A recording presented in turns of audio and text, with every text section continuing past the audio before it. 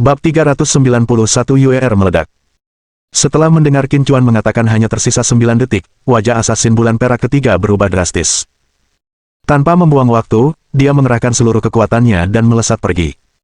Memang, sebagai seorang seniman bela diri yang telah mengembangkan teknik kultivasi berorientasi kecepatan, dia hampir menghilang dari pandangan Qin Chuan dalam sekejap.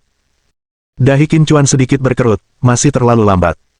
Alasan dia memberi para asasin bulan perak ini kesempatan untuk hidup adalah untuk melihat seberapa baik mereka dapat berkinerja ketika mereka mengerahkan kekuatan penuh mereka di bidang spesialisasi mereka. Mantan saudara ketiga itu, meskipun menggunakan seluruh kekuatannya untuk bertahan, tidak mampu menahan bahkan 1/200 dari kekuatannya, dan tewas seketika. Jika para pendekar bela diri keluarga Song berencana menggunakan teknik semacam ini sebagai metode kultivasi utama mereka, kemungkinan besar hal itu tidak akan meningkatkan kekuatan mereka secara signifikan. Teknik 4 simbol sangat bagus, tetapi jika metode kultivasi primer yang sesuai tidak dapat ditemukan, teknik tersebut tidak akan menunjukkan efek sebenarnya dari teknik 4 simbol. Oleh karena itu, ia ingin melihat para pembunuh bayaran ini dalam kondisi terkuat mereka di bidang keahlian masing-masing. Saat itu, saudara ketiga sedang berlari menyelamatkan diri, wajahnya dipenuhi kegembiraan sambil berkata, dia benar-benar bodoh, memberiku 10 detik untuk melarikan diri. Dengan kecepatanku, bahkan seorang ahli tingkat awal alam raja pun tidak akan bisa mengejarku. Meskipun kau seorang ahli puncak alam raja, apa gunanya? 10 detik sudah cukup bagiku untuk melarikan diri ke tempat di mana kau tidak bisa melacak auraku. Kakak ketiga benar-benar gembira.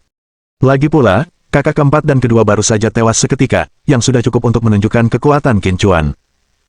Mampu lolos dari cengkeraman ahli tingkat tinggi seperti itu adalah sesuatu yang bisa ia banggakan seumur hidup. 10 detik telah berlalu. Kau mungkin bahkan tidak tahu di mana aku berada, kan? Masih ingin mengejar dan membunuhku. Saudara ketiga itu mencemooh dan melanjutkan larinya dengan panik. Meskipun cukup yakin bahwa Qin Chuan tidak dapat menemukannya, dia sama sekali tidak berani bersantai dan terus berlari seolah-olah nyawanya bergantung pada hal itu. Namun, tepat saat suaranya berhenti, momentum mengerikan muncul dari belakangnya, dengan cepat mendekat dengan kecepatan yang berlebihan. Wajah saudara ketiga itu langsung pucat pasi. Dia tidak berani menoleh ke belakang dan hanya bisa berlari lebih kencang lagi. Sepertinya, teknik kultivasi yang terutama dikejar oleh saudara-saudaramu semuanya sampah. Karena itu, kau tidak pantas hidup, sebuah suara tenang tiba-tiba terdengar dari belakang saudara ketiga, membuatnya sangat ketakutan hingga hampir mengompol. Dia sebenarnya sudah berhasil mengejar ketertinggalan. Apa yang harus dia lakukan sekarang? Apakah Anda mencari kecepatan, kekuatan, dan pertahanan sebagai 3 teknik kultivasi utama? Sambil terus melarikan diri dengan panik, saudara ketiga memohon, tolong jangan bunuh saya bersumpah dengan jiwa saya untuk membantu Anda menemukan metode kultivasi dasar yang canggih ini. Saya hanya meminta Anda untuk menyelamatkan hidup saya. Bang! Tepat setelah kata-katanya selesai, sebuah tangan besar tiba-tiba menamparkan dadanya, dan dengan suara benturan keras, tubuh saudara ketiga itu terlempar ke belakang lebih dari 10 meter. Saat telapak tangan Qin Chuan mengenai dada saudara ketiga, dia sudah meninggal. Melihat saudara ketiga, yang kini telah mati dan tak mungkin dihidupkan kembali, Qin Chuan berkata dingin, bahkan teknik kultivasi dasar yang kalian sendiri pelajari pun sampah, namun kalian mengharapkan aku berharap kalian bisa menemukan teknik yang lebih canggih untukku. Saat Qin Chuan membunuh pembunuh bayaran ketiga dari 4 pembunuh bulan perak, di dekat Lu Yanwu dan Tang Yue'er. Pemimpin para pembunuh itu ragu-ragu sambil menatap Qin Chuan yang kini menghilang. Setelah Qin Chuan pergi mengejar saudara ketiga, hanya dia dan kedua wanita itu yang tersisa. Haruskah dia mulai dengan membunuh kedua wanita ini? Saat niat membunuhnya muncul, baik Lu Yanwu maupun Tang Yue'er merasakannya. Ekspresi Lu Yanwu berubah drastis, dan tanpa ragu-ragu, dia memposisikan dirinya di depan Tang Yue'er. Aura seorang seniman bela diri alam tingkat menengah energi gelap terpancar saat dia menatap pemimpin itu, coba sentuh kami dan lihat apakah kakak Qin tidak akan membunuhmu. Tatapan pemimpin itu tertuju tajam pada Lu Yanwu, giginya terkatup rapat saat dia berkata, 4 saudara kita, sekarang 2 sudah mati, dan nasib yang ketiga juga tidak terlihat baik. Ketika dia kembali, dia pasti akan membunuhku. Karena dia pasti akan membunuhku, kenapa aku tidak membunuh kalian berdua sebelum dia kembali? Setelah membunuh kalian, aku mungkin masih bisa melarikan diri. Begitu kata-katanya berakhir, aura seorang seniman bela diri tingkat akhir keterampilan penguatan langsung terpancar dari dirinya. Di antara keempat saudara laki-lakinya, fakta bahwa dia mampu fokus mengembangkan teknik yang menggabungkan pertahanan, kekuatan, dan kecepatan cukup menunjukkan bakat bela dirinya yang luar biasa. Pada saat yang sama, dia juga yang terkuat di antara keempatnya, setelah sebelumnya menekan tingkat kultivasinya sendiri hanya agar dia bisa menggunakan teknik 4 simbol. Karena penindasan sudah tidak lagi diperlukan, dia melepaskan kekuatan penuhnya. Auranya langsung melonjak, melesat langsung menuju alam puncak keterampilan penguatan energi. Yang membuat Lu Yanwu terkejut adalah bosnya telah langsung menembus ke puncak keterampilan penguatan. Kekuatan seperti itu, di salah satu dari 9 gerbang Yandu, dapat dianggap sebagai yang terbaik. Lu Yanwu tahu dia tidak bisa lolos dari kematian dan menggertakkan giginya. Aku akan menahannya, saudari Yuer, lari. Tang Yuer buru-buru menjawab, jika aku pergi, apa yang akan kau lakukan? Ikutlah bertarung bersamaku. Sebelum bertemu Qin Chuan, karena meridian yin surgawinya, dia menghabiskan sebagian besar waktunya dalam keadaan tidak sadar, tetapi itu tidak berarti dia hanya vas hias tanpa kultivasi. Sejak Qin Chuan menyelamatkannya dari Nenek Wu, dia telah mengajarkan teknik kultivasi yang cocok untuk meridian yin surgawi. Dia sekarang juga dianggap sebagai seniman bela diri yang kuat, meskipun dia belum pernah bertarung dan tidak mengetahui tingkat kultivasinya saat ini. Lu Yanwu langsung merasa cemas, Kak Yuer, ini bukan waktunya untuk pamer, kau harus lari. Aku akan menahannya. Di matanya, Tang Yuer hanyalah orang biasa tanpa kultivasi apapun. Namun, tepat saat itu, aura yang sangat kuat tiba-tiba muncul dari dalam diri Tang Yuer. Mata Lu Yanwu membelalak, wajahnya penuh ketidakpercayaan. Sebagai seorang seniman bela diri dari alam energi gelap tingkat menengah, dia merasakan aura dari Tang Yuer yang jauh melampaui sumpah jalan bela dirinya sendiri. Aura ini persis seperti aura kakaknya, Lu Yanfei. Wajah Lu Yanwu penuh ketidakpercayaan saat dia berkata, kau seorang ahli alam puncak energi gelap. Pemimpin di antara keempat anak laki-laki itu juga tercengang saat itu. Qin Chuan saja sudah membuatnya putus asa, dan sekarang bahkan wanita di samping Qin Chuan pun sangat kuat. Melihat Tang Yuer, dia pasti berumur sekitar 25 atau 26 tahun, kan? Seorang wanita, masih sangat muda, dan sudah menjadi ahli di alam puncak energi gelap. Bukan karena dia takut pada Tang Yuer, tetapi bakat bela dirinya yang luar biasa telah mengejutkannya. Sang bos tak lagi ragu-ragu, matanya berkilat dingin dan dia langsung menyerang Tang Yuer dan Lu Yanwu. Hampir seketika, dia menghampiri kedua wanita itu dan dengan mengangkat tangannya, dia membuat Tang Yuer terpental dengan pukulan telapak tangan. Tang Yuer memuntahkan seteguk darah, wajahnya berubah pucat pasi. Saudari Yuer. Lu Yanwu berteriak kesakitan dan bergegas menuju Tang Yuer. Tidak mati. Melihat Tang Yuer masih hidup, wajah bos dipenuhi rasa tidak percaya. Sebagai seorang yang memiliki kekuatan tingkat puncak keterampilan energi, serangan penuhnya saja tidak mampu membunuh seorang wanita yang hanya berada di tingkat puncak energi gelap secara instan. Bab 392. Siapa yang ingin membunuhku? Pemimpin Silver Moon terkejut mendapati bahwa setelah menerima serangan telapak tangannya yang keras, Tang Yuer tidak hanya tidak mati, tetapi aura jalan bela dirinya justru menjadi lebih kuat. Bagaimana ini mungkin? Pemimpin itu benar-benar ketakutan, dia bermaksud membunuh salah satu wanita Qin Chuan sebelum melarikan diri, menganggapnya sebagai balas dendam atas kematian saudara-saudaranya. Namun yang tidak dia duga adalah bahwa seorang wanita yang tampak begitu rapuh bisa menerima pukulan sebegitu hebatnya. Dengan suara tercekat karena air mata, Lu Yanwu berkata, Saudari Yuer, jangan menakutiku, tolong katakan sesuatu. Setelah menerima pukulan telapak tangan dari pemimpin kelompok, wajah Tang Yuer dipenuhi rasa sakit, tetapi dia tidak bisa mengucapkan sepatah kata pun. Tidak hanya itu, tetapi aura jalur bela dirinya terus melonjak liar, mendorongnya menuju alam tahap awal keterampilan penguatan energi. Di atas kepalanya, sebuah pusaran energi spiritual telah terbentuk, seolah-olah untuk menyerap semua energi spiritual dari bagian langit dan bumi ini, lalu menyalurkannya ke tubuh Tang Yuer melalui pusaran tersebut. Ini buruk, dia akan segera mencapai keterampilan pemberdayaan. Wajah pemimpin itu penuh dengan keterkejutan, meskipun dia sangat ingin membunuh Tang Yuer, dia juga mengerti bahwa setiap detik penundaan yang dia lakukan, akan semakin membahayakan dirinya. Dengan pemikiran itu, dia tidak ragu sedetik pun dan berbalik untuk melarikan diri. Manfaatkan kesempatan untuk melarikan diri sebelum Qin Chuan tiba. Namun, tepat saat ia melangkah pertama kali, darah berceceran di atas kedua lututnya. Diiringi lolongan memilukan dari pemimpinnya, tubuhnya terhuyung ke depan dengan keras ke tanah, telungkup seolah-olah sedang memakan lumpur. Segera setelah itu, terdengar suara keras saat mayat saudara ketiga jatuh dengan keras tepat di depan pemimpin. Saudara laki-laki ketiga. Sang pemimpin melotot dengan mata terbelalak, menatap tajam ke arah saudara ketiga.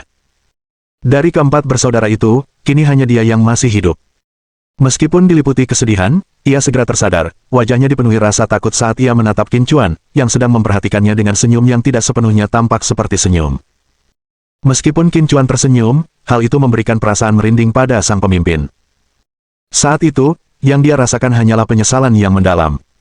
Seandainya saja dia tidak membuang waktu mencoba membunuh seseorang sebelumnya, dia tidak hanya akan gagal membunuh wanita Qin Chuan tetapi juga terjebak dalam masalah ini. Saudara Qin.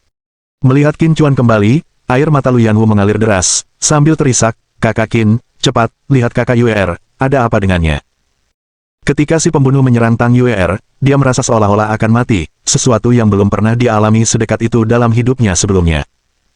Namun, itu bukanlah poin utamanya. Poin utamanya adalah, seandainya dia tidak berinisiatif membawa Qin Chuan dan Tang Yue ke menara hujan berkabut, mungkin peristiwa berbahaya seperti itu tidak akan terjadi. Qin Chuan mengusap kepala kecil Lu Yanwu, sambil berkata lembut, "Jangan khawatir, Yue baik-baik saja." Mendengar kata-kata Qin Chuan, Lu Yanwu akhirnya menghela napas lega dan menatap Qin Chuan dengan mata memerah. "Kakak Qin, maafkan aku. Ini semua salahku, jika bukan karena aku. Jangan merasa bersalah, semuanya berada di bawah kendaliku." Melihat wajah Lu Yanwu yang merasa bersalah, Qin Chuan menjelaskan dengan agak tak berdaya, "Sebenarnya, aku sudah berada di sana sebelum orang tua itu mendekati Yue." Mata Lu Yanwu membelalak tak percaya, berusaha memahami mengapa Qin Chuan tidak muncul lebih awal, padahal ia tahu bahwa sang pembunuh berniat menyerang Tang Yue. Qin Chuan melirik Tang Yue yang sedang mengalami terobosan, lalu menjelaskan kepada Lu Yanwu, tubuh Yue memiliki beberapa masalah, dan dia perlu mengalami terobosan pada saat kritis antara hidup dan mati. Hanya dengan melakukan itu aku bisa sepenuhnya menyembuhkan penyakit tersembunyinya. Tiba-tiba, Lu Yanwu sadar. Dengan takjub, Lu Yanwu berkata, "Jadi, kita sebenarnya berhutang budi kepada orang tua itu." Qin Chuan tersenyum dan mengangguk, "Jangan khawatir, Yue akan segera menjadi praktisi keterampilan penguatan yang kuat." Bos yang berbaring di tanah tidak jauh dari situ, berpura-pura mati, berharap dia bisa menamparkan dirinya sendiri sampai mati setelah mendengar percakapan antara Qin Chuan dan Lu Yanwu. Ternyata dia telah membunuh saudara ketiga sejak lama dan bahkan kembali lagi, namun dengan bodohnya dia menyerang wanitanya sendiri. Tepat saat itu, aura kuat menyembur keluar dari tubuh Tang Yue. Bersamaan dengan suara keras, aura jalur bela diri di sekitarnya langsung melonjak ke tahap awal keterampilan penguatan energi dan akhirnya stabil. "Kakak Qin, apakah aku baru saja mencapai terobosan?" Tang Yue, yang baru saja mencapai terobosan, menatap Qin Chuan dengan wajah penuh ketidakpercayaan, raut wajahnya yang halus dipenuhi kekaguman. Qin Chuan tersenyum dan mengangguk, "Selamat. Mulai sekarang, kamu adalah seorang pendekar dengan keterampilan penguatan yang kuat." Lu Yanwu juga datang menghampiri, menggandeng tangan Tang Yue, dan berkata dengan wajah penuh iri, "Saudari Yue, selamat, kau sungguh luar biasa." Seorang pendekar dengan kemampuan pembangkit energi berusia 25 tahun, bahkan pendekar nomor 1 Shenzhou saat ini, sang penguasa agung, tidak sehebat dirimu. Tang Yue tersipu dan berkata, "Aku tidak sehebat itu." Qin Chuan sama sekali tidak terkejut dengan keberhasilan Tang Yue dalam menguasai teknik penguatan energi. Meridian Yin Surgawi adalah konstitusi khusus yang sangat cocok untuk kultivasi, dan dengan perawatan yang telah diberikannya sebelumnya, proses kultivasi Tang Yue di masa depan diharapkan akan sangat lancar. Dia hampir menyelesaikan perawatan untuk Tang Yue, hanya tinggal satu langkah terakhir untuk membantunya sepenuhnya menghilangkan efek negatif yang disebabkan oleh Meridian Yin Surgawi. Lu Yanwu menatap bosnya dengan tatapan membunuh dan bertanya kepada Qin Chuan, "Saudara Qin, bagaimana kita harus menghadapi orang tua ini?" Qin Chuan menatap bosnya dan berkata, "Teruslah berpura-pura, dan aku akan membuatmu merasakan kembali perasaan hidup yang lebih buruk daripada kematian." Setelah mendengar kata-katanya, sang bos bangkit dari tanah sambil berguling. Lututnya tertusuk oleh serangan pemecah batu yang dilancarkan Qin Chuan, dia sama sekali tidak bisa berdiri dan hanya bisa duduk di sana, menahan rasa sakit yang menyiksa. "Tuan Qin sangat hebat, Anda membunuh saudara ketiga saya yang tidak berharga begitu cepat, Anda benar-benar dewa yang turun ke bumi." Sang bos dengan cepat mulai menjilatnya. Qin Chuan langsung bertanya pada intinya, "Siapa yang menyewamu untuk membunuhku?" Sang bos gemetaran seluruh tubuh dan buru-buru menggelengkan kepalanya, Saya tidak tahu." "Tidak tahu." Tatapan Qin Chuan tiba-tiba menjadi dingin, dan dia mengeluarkan beberapa jarum perak di tangannya, menatap bosnya dengan dingin dan berkata, "Sepertinya kau masih ingin merasakan kembali perasaan hidup yang lebih buruk daripada kematian." Bos itu gemetar seluruh tubuhnya, dan berkata dengan wajah penuh ketakutan, "Jangan, kumohon kasihanilah aku akan ceritakan semuanya." Qin Chuan menatap bosnya dengan dingin. Sang bos tahu dia sudah tamat. Jika dia tidak menerima pekerjaan ini, bagaimana mungkin dia dan saudara-saudaranya berakhir menghadapi monster seperti Qin Chuan? Sang bos berkata dengan gigi terkatup, "Itu adalah keluarga Liu dari salah satu dari 9 gerbang Yandu. Seorang pemuda bernama Liu Jun memberi kami 30 juta untuk memastikan kau tidak akan selamat malam ini. Keluarga Liu. Qin Chuan mengerutkan alisnya, sepertinya dia tidak punya urusan apapun dengan keluarga Liu dari Yandu, kan? Lu Yanwu dengan marah berkata, bajingan, menghadapi kematian dan kau masih berani mengucapkan omong kosong seperti itu. Kau sengaja mengatakan bahwa itu adalah keluarga Liu untuk membuat kakak Qinku pergi dan membalas dendam kepada mereka, lalu bertarung sampai mati dengan mereka, kan? Beraninya aku. Sang bos panik, dia benar-benar tidak bersekongkol melawan Qin Chuan, dan menjelaskan dengan panik, jika bukan karena Liu Jun yang menipu kita, bagaimana mungkin kita berempat bersaudara bisa berada dalam situasi seperti ini? Apa yang kukatakan itu benar, memang Liu Jun dari keluarga Liu yang menyewa kita untuk membunuh Tuan Qin. Benar, alasan Liu Jun ingin membunuh Tuan Qin tampaknya karena Tuan Qin merebut tunangan saudaranya. Begitu kata-kata itu terucap, ekspresi Lu Yanwu berubah drastis. Bukankah itu Liu Su, saudara laki-laki Liu Jun? Ekspresi Qin Chuan berubah menjadi dingin sepenuhnya, jika bukan karena kata-kata si pembunuh, dia tidak akan pernah menghubungkan pembunuhan yang dilakukannya sendiri dengan Liu Su. Bab 393. Rencana yang bagus. Niat membunuh yang mengerikan meledak dari tubuh Qin Chuan, dia benar-benar marah. Jika Liu Su adalah orang biasa atau hanya pewaris keluarga Liu, menyewa pembunuh bayaran untuk membunuhnya akan dapat dimengerti. Namun masalahnya adalah, Liu Su berasal dari zona pertempuran Yandu. Itu bahkan bukan poin utamanya adalah bahwa dia dan Liu Su hanya bertemu sekali, dan perselisihan mereka semata-mata karena Liu Su menyukai Lu Yanwu, yang sangat dekat dengannya. Menurut Qin Chuan, Liu Su menginginkan kematiannya untuk masalah yang sepele seperti itu. Lu Yanwu, dengan ekspresi gugup, berkata, Saudara Qin, jangan marah dulu. Orang tua ini pasti mengarang omong kosong, sengaja memprovokasi Anda untuk pergi ke keluarga Liu dan mencari kematian. Setelah mendengar perkataan Lu Yanwu, sang bos tiba-tiba menjadi cemas dan berkata dengan wajah penuh ketakutan, aku bersumpah demi jiwaku bahwa semua yang kukatakan adalah benar adanya. Pada saat itu, dia tiba-tiba teringat sesuatu dan buru-buru mengeluarkan kamera lubang jarum yang dibawanya. Para pembunuh Silver Moon kami semuanya membawa kamera lubang jarum yang sangat tersembunyi seperti ini. Kebetulan saya memiliki rekaman transaksi dengan Liu Jun. Saat dia berbicara, dia sudah menemukan video transaksi dengan Liu Jun. Aku sudah mentransfer 30 juta ke rekening bank luar negeri yang kau berikan. Kau bisa mengeceknya. Jika tidak ada masalah, kau bisa mulai mengambil tindakan terhadap pria bernama Qin Chuan itu. Saudaraku bilang pastikan dia tidak akan selamat malam ini. Saudaraku, uangnya sudah ditransfer. Bagus, senang berbisnis dengan Anda. Sialan, seekor semut dari tempat kecil pun berani merebut tunangan saudaraku. Qin Chuan tidak perlu menonton videonya, hanya dari audionya saja, dia tahu bosnya tidak berbohong. Bagaimana mungkin ini terjadi? Lu Yanwu tampak sangat putus asa dan berkata dengan tidak percaya, bagaimana mungkin kakak Su bisa menjadi orang seperti itu? Mengapa? Mengapa dia ingin melakukan ini? Pada saat itu, dia merasa seolah-olah seluruh dunianya telah runtuh. Bukan karena dia menyukai Liu Su, tetapi karena kakak Su ini, yang tumbuh bersamanya sejak kecil, menempati tempat di hatinya seperti seorang saudara kandung. Di matanya, Liu Su sangat luar biasa, hampir tidak kalah hebatnya dengan saudara laki-lakinya sendiri. Dalam bayangannya, Liu Su adalah kakak laki-laki yang sempurna dan tanpa celah, dan di dalam hatinya, dia selalu menganggap Liu Su tidak lebih dari seorang saudara laki-laki. Kini, citra sempurna seorang kakak laki-laki itu telah hancur total. Hal ini sulit diterima oleh Lu Yanwu. Tiba-tiba, Qin Chuan menghentakkan kakinya dengan keras, dan aura dahsyat menyapu ke arah anak tertua dari keempat bersaudara itu. Saat Lu Yanwu dan Tang Yuer melihat bos itu lagi, mereka melihat matanya melotot dengan darah segar mengalir dari sudut mulutnya, tubuhnya terkulai lurus ke bawah, kematian tetap membuat matanya terbuka lebar. Dengan demikian, keempat pembunuh bayaran bulan perak yang dikirim untuk membunuh Qin Chuan semuanya tewas. Dengan mata merah, Lu Yanwu menatap Qin Chuan dan berkata, Saudara Qin, bolehkah saya meminta bantuan Anda? Qin Chuan berkata dengan wajah tanpa ekspresi, tidak. Lu Yanwu ingin mengatakan sesuatu tetapi tidak berhasil. Matanya sudah basah. Tanpa diucapkannya, Qin Chuan tahu bahwa Lu Yanwu ingin memohon belas kasihan untuk Liu Su. Seandainya Liu Su tidak memiliki status sebagai penguasa zona pertempuran, mungkin dia akan mengampuni nyawa Liu Su demi Lu Yanwu. Sebagai seorang ahli bela diri di zona pertempuran, seharusnya dia memberi contoh dan mengabdi kepada masyarakat. Sebaliknya, dia rela melakukan pembunuhan hanya karena masalah pribadi. Orang seperti itu tidak pantas menjadi seniman bela diri di zona pertempuran. Jika kekuasaannya semakin besar, berapa banyak orang tak bersalah yang akan menderita di tangannya. Orang seperti ini harus mati. Dalam hati Qin Chuan, dia sudah menjatuhkan vonis mati kepada Liu Su. Saudara Qin, aku akan mengantarmu ke villa surga puncak awan. Lu Yanwu tidak berkata apa-apa lagi, dan dia juga tidak berani membahas lagi topik membawa Qin Chuan ke keluarga Lu. Sebaliknya, dia berinisiatif menawarkan tumpangan ke villa surga puncak awan.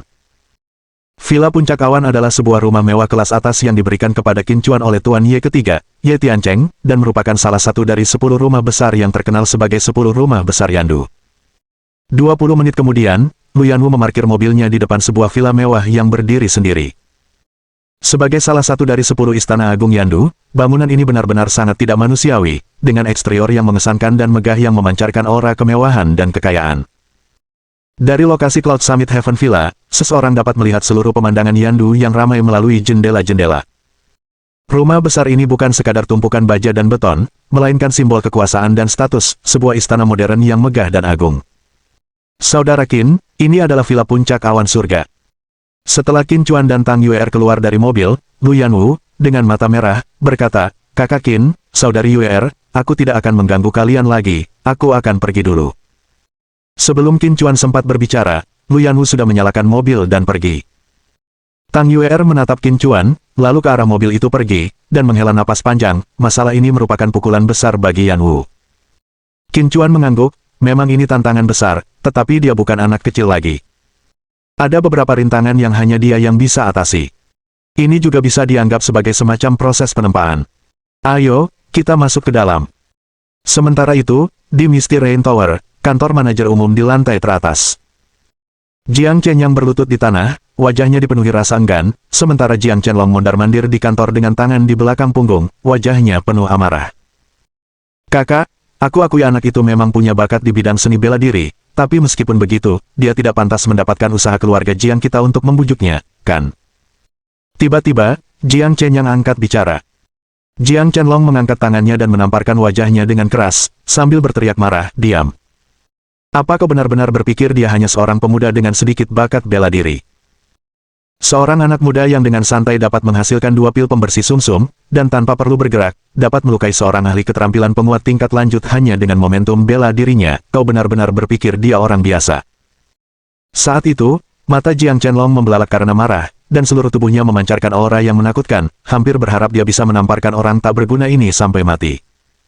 Dia berkata dengan gigi terkatup, "Jika keluarga Jiang bisa menjalin hubungan baik dengannya, ada kemungkinan besar kita bisa menjadi pemimpin 9 gerbang Yandu." Wajah Jiang Chen yang penuh dengan keterkejutan, bagaimana mungkin? Jiang Chenlong meraung, karena dia adalah seorang ahli alkimia sejati. Begitu kata-kata itu terucap, Jiang Chen yang benar-benar terkejut. "Apakah sekarang kamu menyadari betapa bodohnya tindakanmu?" Jiang Chenlong berkata dengan frustrasi, "Aku tahu kau selalu bersaing denganku, selalu berpikir kau lebih pantas menjadi penerus keluarga Jiang. Tapi tahukah kamu mengapa keluarga memilihku sebagai penerus, bukan kamu?" Jiang Chen yang mengepalkan tinjunya erat-erat dan menundukkan kepalanya, tanpa mengucapkan sepatah kata pun. Jiang Chenlong melanjutkan, "Itu karena kamu telah memfokuskan semua upayamu pada perselisihan internal. Aku belum." Jiang Chen yang berteriak, "Hak apa kau mengatakan itu padaku? Aku 10 tahun lebih muda darimu, bakatku di jalan bela diri sama sekali tidak kalah darimu, dan kecerdasan bisnisku juga kelas atas. Mengapa keluarga harus memberikan posisi penerus kepadamu? Aku tidak yakin. Tapi aku tidak pernah melawanmu." Jiang Chenlong tiba-tiba tertawa, tetapi tawanya dipenuhi kekecewaan saat dia menatap Jiang Chenyang. "Kau hanyalah seorang pengecut yang tidak berani menghadapi hati nuraninya sendiri. Sebenarnya, kau sudah lama tahu bahwa Tuan Qin bukanlah sosok yang sederhana, bukan? Alasan kau mendukung Wang Long dalam memprovokasi Tuan Qin berulang kali adalah agar Tuan Qin membunuhnya." Ekspresi Jiang Chenyang berubah drastis. Jiang Chenlong melanjutkan, "Selama Tuan Qin membunuh Wang Long, keluarga Wang pasti akan mengerahkan seluruh kekuatannya untuk melawan Tuan Qin, dan dengan kekuatan Tuan Qin, dia bisa dengan mudah menghancurkan keluarga Wang. Jika keluarga Wang hancur, keluarga Jiang pasti akan bertindak, dan kemudian tugas itu akan jatuh ke pundakku. Anda juga tahu bahwa saya sebelumnya pernah berusaha menjadi murid Tuan Qin dan tentu saja tidak akan menjadi musuhnya. Jika saya menolak untuk bersikap bermusuhan terhadap Tuan Qin, hal itu pasti akan menimbulkan ketidakpuasan di dalam keluarga, dan kemudian Anda akan memiliki kesempatan untuk menggantikan saya. Saudaraku tersayang, kau benar-benar seorang perencana yang licik." Bab 394. Wabah lengkap. Setelah mendengar kata-kata Jiang Chenlong, ekspresi Jiang Chen yang berubah drastis, wajahnya dipenuhi rasa tidak percaya. Dia mengira tidak ada seorang pun yang bisa melihat tipu dayanya, namun ternyata Jiang Chenlong melihat semuanya dengan jelas. Sebagai tokoh terkemuka di kalangan generasi muda keluarga Jiang, bagaimana mungkin dia tidak mengerti bahwa tindakannya di Menara Hujan Berkabut akan membawa publisitas negatif yang signifikan bagi keluarga Jiang. Namun mengapa dia masih bersikeras membantu Wang Long? Memang benar, seperti yang dikatakan Jiang Chenlong, Jiang Chen yang telah memperlakukan semua orang sebagai pion melawan Jiang Chenlong. Jiang Chenyang, kau dulu sering menjebakku secara diam-diam, dan aku tidak pernah peduli, bahkan berpura-pura tidak tahu bahwa itu adalah perbuatanmu. Jiang Chenlong menatap Jiang Chenyang dengan marah dan berkata, itu karena semua itu tidak penting, tidak menimbulkan potensi bahaya bagi keluarga Jiang. Tidak hanya itu, tetapi hal itu juga memungkinkanmu untuk memiliki semangat juang yang tinggi untuk berkontribusi bagi keluarga kita. Namun, kali ini, tindakanmu telah membawa bahaya laten yang sangat besar bagi keluarga Jiang, bahaya yang bahkan berpotensi menyebabkan kehancuran keluarga kita. Jiang Chen yang tampak tak percaya, bagaimana mungkin? Sekalipun dia seorang tabib ilahi yang bisa meracik ramuan, sekalipun dia seorang raja yang kuat, paling-paling itu hanya akan menimbulkan masalah serius bagi keluarga Jiang, bagaimana mungkin itu bisa menyebabkan kehancuran keluarga? Jelas sekali, Jiang Chen yang benar-benar ketakutan dan menyadari kesalahannya. Namun, saat berhadapan dengan Jiang Chenlong, dia enggan mengakui kesalahannya, karena mengakuinya sama saja dengan mengakui bahwa dia lebih lemah daripada Jiang Chenlong. Jiang Chenlong tiba-tiba tertawa dingin, apakah kau benar-benar berpikir seorang pemuda berusia 26 tahun yang bisa meracik pil pembersih sumsum dan merupakan seorang petarung tingkat raja tidak akan membawa ancaman kehancuran bagi keluarga Jiang? Jiang Chen yang langsung terdiam, punggungnya basah kuyup oleh keringat dingin. Kali ini, dia memang bertindak impulsif, mencoba menjebak Jiang Chenlong secara diam-diam, dan akhirnya malah menyinggung perasaan Qin Chuan. Aku juga bisa memberitahumu bahwa hari ini kau benar-benar mempertaruhkan nyawamu sendiri dalam rencana jahatmu terhadapku, dan itu hanya karena Tuan Qin tidak mempedulikannya. Seandainya dia menganggapnya serius, bahkan 100 nyawa pun tidak akan cukup baginya untuk membunuhmu. Jangan bilang kau tidak percaya, saat kau mencoba menggunakannya untuk melawanku, kau sudah mengetahui banyak hal tentang dia. Meskipun beberapa hal hanyalah dugaan, saya yakin Anda pasti mengetahui kebenarannya. Pada titik ini, emosinya telah sepenuhnya stabil, dan dia berkata dengan wajah lelah, Jiang Chenyang, Jiang Chenyang, kau memang luar biasa, tetapi kau juga memiliki kelemahan yang sangat fatal, yaitu terlalu gemar merencanakan intrik. Untuk sebagian besar orang dan situasi di dunia ini, Anda dapat dengan mudah memanipulasinya, tetapi ada sejumlah kecil situasi dan orang yang tidak dapat Anda pengaruhi dengan tipu daya. Kelalaian kecil bisa merenggut nyawa Anda. Lagi pula, saya sama sekali tidak tertarik dengan posisi penerus keluarga Jiang. Jika bukan karena keluarga Jiang saat ini masih membutuhkan saya pasti sudah pergi untuk mengejar jalan bela diri saya sendiri. Setelah mengatakan itu, Jiang Chenlong berbalik dan berjalan pergi, sambil berkata, jika kau bisa menyadari kesalahanmu, kuharap kau bisa bergabung denganku untuk meminta maaf kepada Tuan Qin. Baru setelah sosok Jiang Chenlong benar-benar menghilang dari ruangan, Jiang Chen yang terhuyung-huyung, bergumam dengan suara linglung, apakah aku benar-benar salah? Dia selalu merasa bahwa bakatnya dalam segala aspek lebih unggul daripada Jiang Chenlong, sampai Jiang Chenlong baru saja menjelaskan semuanya, dan dia menyadari bahwa dia memang bukan tandingan Jiang Chenlong. Mereka tidak memperdebatkan apakah Qin Chuan benar-benar mampu meracik pil pembersih sumsum, dan mereka juga tidak memperdebatkan apakah Qin Chuan benar-benar seorang yang kuat di alam raja. Karena masing-masing memiliki sumber informasi sendiri, sejak kunjungan terakhir Qin Chuan ke Yandu, mereka telah menduga banyak hal melalui berita yang berkaitan dengan Qin Chuan. Di dunia sekuler saat ini, tidak ada orang lain yang dapat meracik pil pembersih sumsum, dan fakta ini saja sudah cukup untuk menunjukkan bakat Qin Chuan dalam bidang alkimia. Tidak berlebihan jika dikatakan bahwa jika Qin Chuan bekerja sama dengan keluarga terkemuka manapun di Yandu, hanya dengan terus-menerus menyediakan pil pembersih sumsum, ia dapat dengan cepat meningkatkan status keluarga tersebut. Aku salah.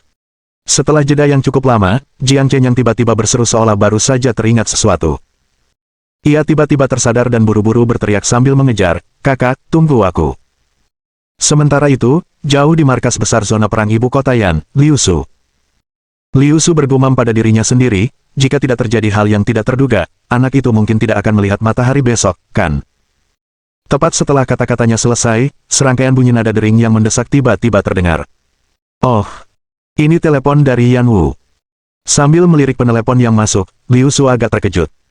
Yan Wu, adik kecil, kenapa kamu tiba-tiba menelepon kakak Su selarut ini? Setelah mengangkat telepon, Liu Su berbicara sambil tersenyum. Suara dingin Lu Yan Wu terdengar, mengapa kau melakukan itu? Liu Su terdiam sejenak, tetapi dia segera menyadari sesuatu. Tampaknya anak itu sudah meninggal, dan Lu Yanwu menduga bahwa itu ada hubungannya dengan dirinya. Namun, dia jelas tidak bisa mengakuinya, jadi dia pura-pura bingung dan bertanya, Yanwu, apa yang kau bicarakan? Apakah kakak Su melakukan sesuatu yang membuatmu marah? Lu Yanwu bertanya dengan dingin, mengapa kau menyuruh seseorang mencoba membunuh kakak Qin? Seperti yang diharapkan, Liu Su dengan cepat membantahnya, Yanwu, apa yang kau bicarakan? Meskipun aku cemburu karena anak itu terlalu dekat denganmu, aku tidak akan menyuruh seseorang mengejarnya untuk membunuhnya. Orang lain mungkin tidak tahu seperti apa sebenarnya kakak Sumu, tapi bukankah kamu tahu? Lu Yanwu dengan marah berkata, Liu Su, kau hanyalah bajingan munafik. Yang membuat Liu Su bingung adalah Lu Yanwu malah langsung menutup telepon. Selama bertahun-tahun, ini adalah pertama kalinya Lu Yanwu memanggilnya dengan namanya dan pertama kalinya dia mengutuknya. Namun, dia sama sekali tidak marah, sebaliknya, sebuah lengkungan terbentuk di sudut mulutnya, anak itu benar-benar keterlaluan. Dia berani bersaing denganku memperebutkan seorang wanita, apalagi gadis desa. Yanwu, kau wanitaku, dan tak seorang pun akan merebutmu dariku. Setelah aku bergabung dengan tim pertempuran Grandmaster, aku akan pergi ke keluarga Lu untuk melamar, dan kemudian, kau akan menjadi wanitaku. Saat itu, Liu Su masih belum tahu bahwa Qin Chuan sebenarnya belum meninggal. Bukan hanya belum meninggal, tetapi Qin Chuan juga tahu bahwa Liu Su lah yang telah menyabotase dirinya dari belakang. Di salah satu dari 10 rumah mewah teratas di Yandu, Cloud Summit Heaven Villa. Di dapur villa, Qin Chuan sibuk, dan aroma harum obat herbal memenuhi seluruh kediaman. Tang Yuer bertanya dengan wajah bingung, kakak Qin, apa yang sedang kau lakukan? Sejak kembali, Qin Chuan sibuk di dapur. Awalnya dia mengira Qin Chuan belum kenyang dan ingin memasak, tetapi ternyata dia sedang menyiapkan obat. Namun, sebelum Qin Chuan sempat menjawab, raut wajah Tang Yuer tiba-tiba berubah drastis. Aura kekerasan meledak dari tubuhnya. Dengan wajah penuh kesakitan, Tang Yuer berseru, tidak bagus, energi yin surgawi meletus. Dia mengira meridian yin surgawinya telah sembuh sepenuhnya, tetapi ternyata kambuh lagi. Dengan pemahamannya tentang kondisi tubuhnya sendiri, begitu energi yin surgawi meledak secara besar-besaran, bahkan seorang dokter ilahi pun tidak akan mampu menyelamatkannya. Bab 395. Meringkas Yin Dan. Tepat ketika Tang Yuer merasa akan pingsan, Qin Chuan telah tiba di sisinya dan langsung memeluknya. Tang Yuer menatap wajah pucat yang hanya berjarak beberapa inci darinya, dan bertanya dengan suara yang sangat lemah, kakak Qin, apakah aku akan mati? Namun, Qin Chuan tidak memberikan tanggapan, perhatiannya sepenuhnya terfokus pada pengobatan Tang Yuer. Dia mulai memeriksa tubuh Tang Yuer begitu dia memeluknya. Untungnya, semuanya berada dalam kendalinya, termasuk letusan penuh energi yin surgawi di dalam tubuh Tang Yuer. Qin, kakak Qin, aku tahu kali ini, aku tidak bisa bertahan lagi. Sebelum aku mati, aku ingin memberanikan diri dan memberitahumu bahwa sebenarnya aku menyukaimu. Mati dalam pelukanmu, aku tak akan menyesal. Tang Yuer merasa kesadarannya mulai terpecah-pecah karena energi yin surgawi, dan dia ingin mengungkapkan perasaannya kepada Qin Chuan sebelum kematiannya. Yuer, perawatan selanjutnya mungkin akan menimbulkan rasa sakit yang tak tertahankan, tetapi kau harus menanggungnya. Aku berjanji akan sepenuhnya mengatasi meridian yin surgawimu. Tiba-tiba, Qin Chuan berbicara dengan ekspresi serius, wajahnya dipenuhi keseriusan yang belum pernah terjadi sebelumnya. Tang Yuer terdiam sejenak. Bukankah seharusnya dia mati? Bagaimana mungkin, berdasarkan apa yang dikatakan kakak Qin, dia tidak hanya tidak akan mati, tetapi meridian yin surgawinya akan disembuhkan sepenuhnya oleh Qin Chuan. Dengan tak percaya, Tang Yuer bertanya, aku tidak akan mati. Qin Chuan mengangguk penuh percaya diri, sejujurnya, aku sudah menunggu kesempatan untuk menyelamatkanmu, dan hari ini, aku kebetulan menemukan kesempatan ini.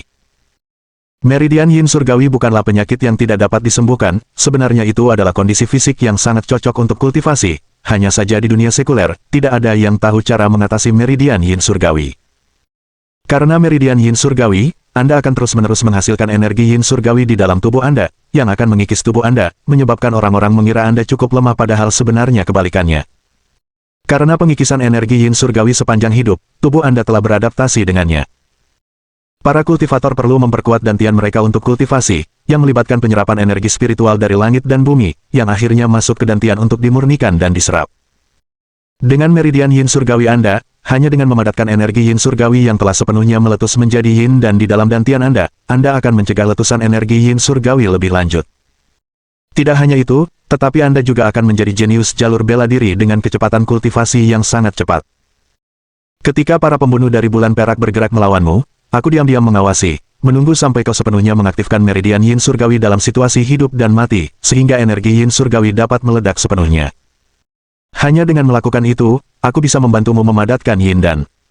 Selama proses pemadatan yin dan, Anda akan menanggung rasa sakit yang tak tertahankan, tetapi Anda harus menahan rasa sakit ini agar fisik Anda dapat berubah. Sekarang, saya akan mulai memadatkan yin dan untukmu. Apakah kamu siap? Setelah mendengar penjelasan Qin Chuan, mata Tang Yuer membelalak kaget. Dia tidak pernah menyangka bahwa dia masih akan hidup setelah letusan energi yin surgawi yang begitu dahsyat. Tang Yuer bertanya, jadi ramuan obat yang kau siapkan setelah kembali ke villa itu sebenarnya untuk membantu pemadatan yin dan untukku. Qin Chuan mengangguk.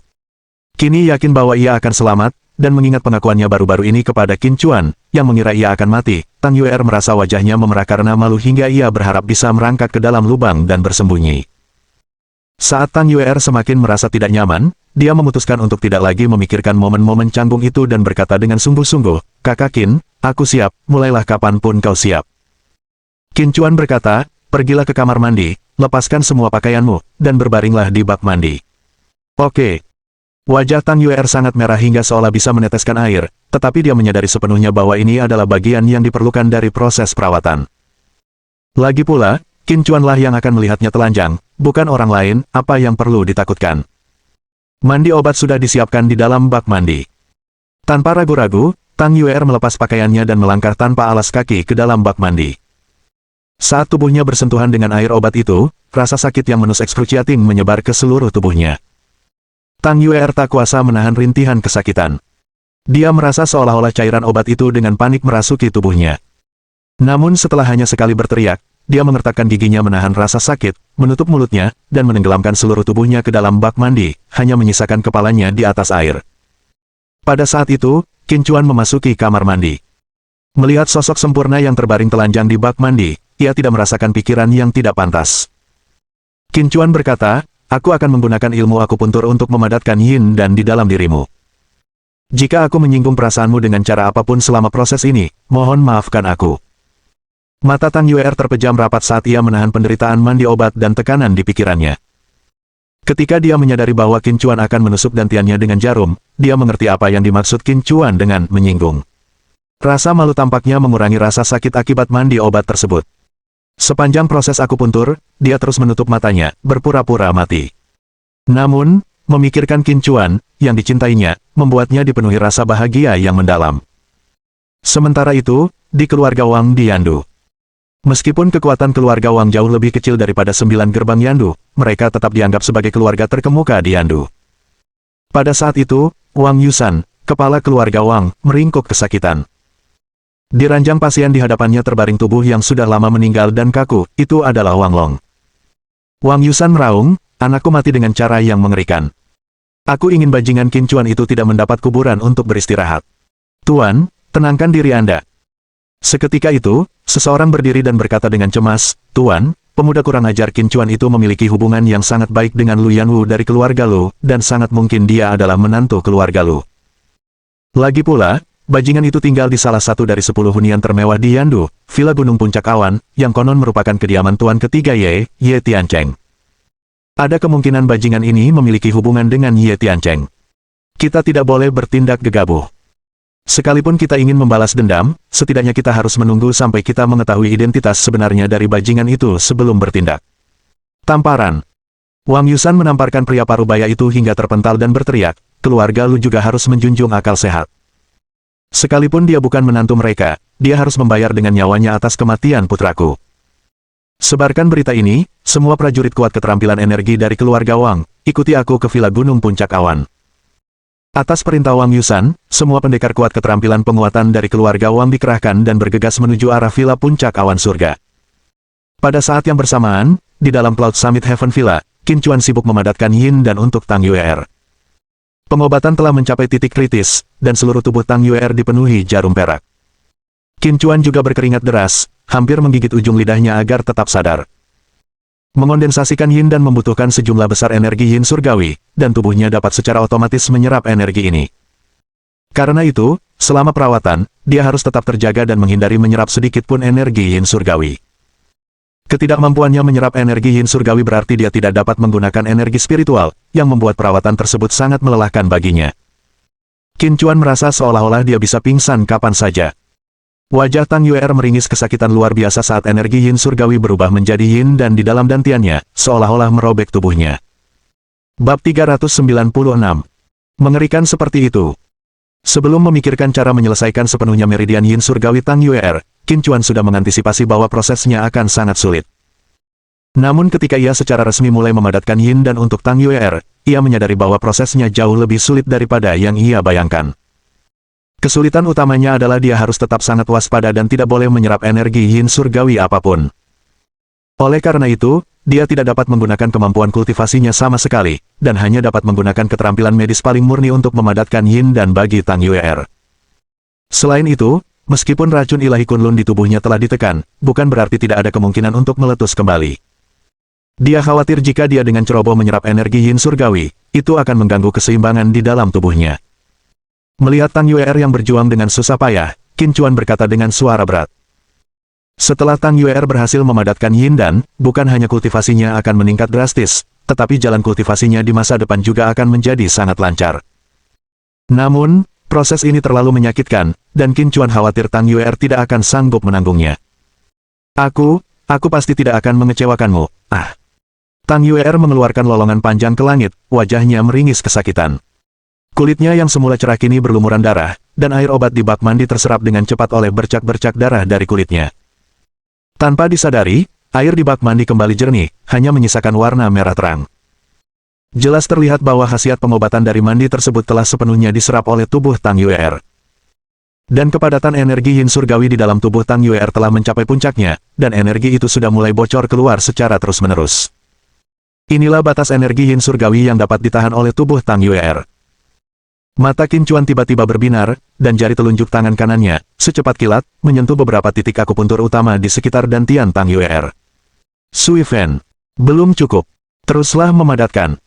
Qin Chuan berteriak dengan keras, dan tangan kanannya dengan cepat menyerang lagi beberapa titik akupuntur utama di dekat dantian Tang Yuer. Tang Yuer mengeluarkan ratapan yang melengking, matanya merah dan ekspresinya sangat garang. Dia merasakan rasa sakit yang begitu hebat hingga seolah menuntut nyawanya, dan dantiannya terasa seperti akan meledak. Dan meridian yin surgawinya meletus lebih dahsyat lagi, energi yin surgawi menyembur keluar dengan sangat deras. Ringkaslah untukku. Qin Chuan dengan keras menamparkan dantian Tang Yuer, entah menggosok, mencubit, menekan, atau mengetuk. Setiap gerakan memicu saraf nyeri Tang Yuer, dan jeritannya menggema di seluruh villa puncak awan surga. Saat Qin Chuan menyembuhkannya, energi yin surgawi yang awalnya menghilang dari tubuh Tang Yuer dengan liar berkumpul kembali menuju dantiannya. Wajah Qin Chuan semakin pucat, tubuhnya basah kuyup oleh keringat dingin. Kesulitan memadatkan yin dan melebihi perkiraannya, dan dalam konsumsi yang begitu besar, seluruh kekuatannya terkuras, namun dia masih terus mengertakkan giginya. Begitu proses ini dimulai, maka harus berhasil.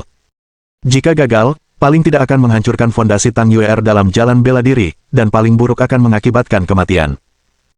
Tiba-tiba di atas dantian Tang Yuer, muncul pusaran energi yin surgawi yang menyatu, tangan kanan Qin Chuan membentuk segel, menekan erat di atas pusaran energi yin surgawi itu. Terima saja aku. Qin Chuan mengerahkan seluruh kekuatannya untuk menekan ke bawah, dan pusaran energi yin surgawi perlahan turun menuju dantian Tang Yuer dengan kecepatan yang terlihat. Setelah teriakan keras Qin Chuan, seluruh tubuhnya gemetar seperti saringan, tangannya yang berada di dantian Tang Yuer bergetar hebat. Tiba-tiba, momentum dahsyat meletus dari dalam tubuh Tang Yuer, kekuatan dahsyat itu langsung membuat Qin Chuan terlempar. Ini seharusnya berhasil, kan? Qin Chuan jatuh ke tanah dan setelah mengucapkan kata-kata itu, matanya berputar ke belakang dan dia pingsan. Saat Qin Chuan terbaring tak sadarkan diri, sejumlah mobil mewah melaju kencang ke arahnya, langsung menerobos masuk ke Cloud Summit Heaven Villa. Kepala keluarga, makhluk buas bernama Qin Chuan tinggal di sini. Seorang pemuda berambut pendek berdiri dengan hormat di belakang pria parubaya yang memimpin, berbicara dengan suara berat. Pria parubaya itu tak lain adalah Wang Yusan, kepala keluarga Wang dari Yandu dan ayah dari Wang Long. Di belakang Wang Yusan diikuti lebih dari selusin sosok tangguh, masing-masing memancarkan aura ahli bela diri pengaktif energi. Wang Cheng, pergi dan bawa keluar binatang buas itu. Aku ingin memenggal kepalanya untuk meratapi kematian putraku. Wang Yusan memberi instruksi kepada pemuda berambut pendek itu. Lagi pula, properti ini milik Ye Tiancheng, dan Wang Yusan tidak berani menerobos masuk dengan gegabah bersama anak buahnya. Seandainya bukan karena kematian putranya di tangan Qin Chuan, dia tidak akan pernah berani membawa orang ke Cloud Summit Heaven Villa.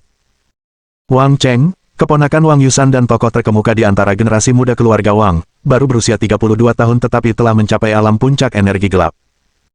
Di antara generasi muda 9 gerbang Yandu, kultivasi Wang Cheng tidak ada yang istimewa, tetapi mengingat kekuatan keluarga Wang jauh lebih lemah dibandingkan dengan 9 gerbang, pencapaiannya dalam mencapai alam puncak energi gelap cukup luar biasa. Wang Cheng mengangguk sedikit, lalu berjalan maju dan berteriak keras ke pintu villa, "Qin Chuan, keluar dan matilah." Namun, teriakannya tidak mendapat respons dari ruangan itu. Seluruh villa itu sunyi mencekam, seolah-olah tidak berpenghuni. Seorang tetua berambut putih mengerutkan kening dan berkata, "Kepala keluarga, mungkinkah binatang buas itu tidak ada di sini?" Wang Yusan juga mengerutkan kening. Menurut laporan dari mata-mata mereka, setelah meninggalkan menara hujan berkabut, Qin Chuan telah membawa culinan berwarna es krim milik Lu Yanwu ke villa surga puncak awan. Selama periode ini, para pengintai keluarga Wang telah mengawasi villa puncak awan surga dan tidak melihat Qin Chuan pergi. Wang Yusan berkata dingin, dia pasti takut, karena tahu kita tidak berani menerobos masuk ke villa Tuan ketiga Ye, jadi dia bersembunyi di dalam tanpa berani berbicara. Wang Cheng berteriak lagi di depan pintu, "Qin Chuan, kau membunuh sepupuku, dan sekarang kau bahkan tidak berani menunjukkan wajahmu. Aku akan menghitung sampai 10, dan jika kau tidak keluar, aku akan memimpin anak buahku masuk." Tepat ketika Wang Cheng selesai menghitung, pintu villa berderit terbuka dan, yang mengejutkan semua orang, sesosok cantik muncul. Pada saat itu, wajah Tang Yuer dipenuhi dengan sikap dingin dan acuh tak acuh, dan matanya yang setajam es menatap kerumunan sambil berkata dengan dingin, "3 orang, tinggalkan tempat ini, atau matilah." Seluruh anggota keluarga Wang terkejut mendengar kata-katanya. Kepala keluarga, wanita ini datang ke Yandu bersama si binatang buas itu. Jika dia tidak berani keluar, kita bisa menangkap wanita ini terlebih dahulu, lalu dia tidak akan bisa bersembunyi lagi, kata tetua di samping Wang Yusan dengan seringai jahat, sambil menatap Tang Yuer dengan agresif saat berbicara. Tang Yuer, seolah-olah tidak mendengar perkataan pihak lain, mulai menghitung mundur. "Hehe, wanita ini cukup menarik, berani mengancam lebih dari selusin prajurit dengan keterampilan penguatan energi yang kuat," ejek seseorang. Lagi pula, dia hanyalah seekor semut dari tempat kecil, dia mungkin bahkan tidak tahu apa arti menjadi seorang Grandmaster keterampilan pemberi energi.